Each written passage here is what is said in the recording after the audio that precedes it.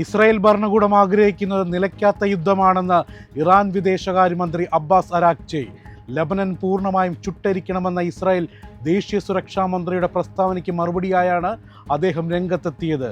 ലബനിൽ ഹിസ്ബുള്ളയുടെ ആക്രമണത്തിൽ 4 ഇസ്രായേലി സൈനികർ കൊല്ലപ്പെട്ടതിന് പിന്നാലെയാണ് ഇസ്രായേൽ ദേശീയ സുരക്ഷാ മന്ത്രി ഈ പരാമർശം നടത്തിയത്. നാവികസേനയ്ക്ക് ഗ്യാസ് ടർബൈൻ ജനറേറ്ററുകൾ നിർമ്മിക്കാൻ ആദ്യമായി ഒരു Indian company 12 marine gas turbine generator നിർമ്മിക്കും. പൂനെ ആസ്ഥാനമായി പ്രവർത്തിക്കുന്ന ഭാരത് ഫോർജ് ലിമിറ്റഡുമായി 425 കോടി രൂപയുടെ കരാർ ഒപ്പിട്ട് പ്രതിരോധ മന്ത്രാലയം.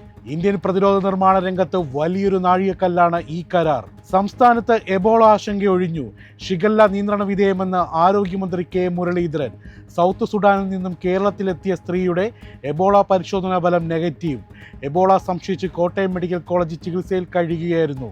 പൂനെയിൽ ലാബിൽ നടത്തിയ പരിശോധനാ ഫലമാണ് നെഗറ്റീവായത്. കണ്ണൂർ രാജ്യാന്തര വിമാനത്താവളത്തിൽ നിന്നും കുവൈറ്റ് റിയാദ് സർവീസുകൾ പുനരാരംഭിക്കാൻ air India express. Ticket booking ആരംഭിച്ചു. ജൂലൈ 3 മുതൽ ആഴ്ചയിൽ 3 ദിവസമാണ് സർവീസ്. റിയാദ് സെക്ടറിൽ ഞായർ, തിങ്കൾ, വ്യാഴം ദിവസങ്ങളിൽ ഉച്ചയ്ക്ക് 2-ന് കണ്ണൂരിൽ നിന്നും പുറപ്പെട്ട് പ്രാദേശിക സമയം 4:35-ന് റിയാദിലെത്തും. തിരിച്ച് പ്രാദേശിക സമയം 5:35-ന് റിയാദിൽ നിന്നും പുറപ്പെട്ട് രാത്രി 1:35-ന് കണ്ണൂരിൽ എത്തിച്ചേരും. ഇതേ ദിവസങ്ങളിൽ ഉച്ച കഴിഞ്ഞ് 3:25-ന് കണ്ണൂരിൽ നിന്നും പുറപ്പെട്ട് 6 മണിക്ക് കുവൈറ്റിലും എത്തും. തിരിച്ച് 7 മണിക്ക് കുവൈറ്റിൽ നിന്നും പുറപ്പെട്ട് 2:40-ന് കണ്ണൂരിൽ എത്തിച്ചേരും. സംസ്ഥാനത്ത് സ്വർണ്ണവിലയിൽ നേരിയ വർധന.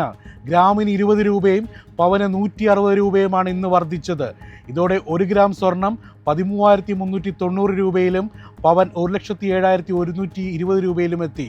18 ക്യാരറ്റ് സ്വർണത്തിനും ആനുപാതികമായി വർധന രേഖപ്പെടുത്തി. ഗ്രാമിന് 11,005 രൂപയും പവന് 88,040 രൂപയുമാണ് വിപണി വില.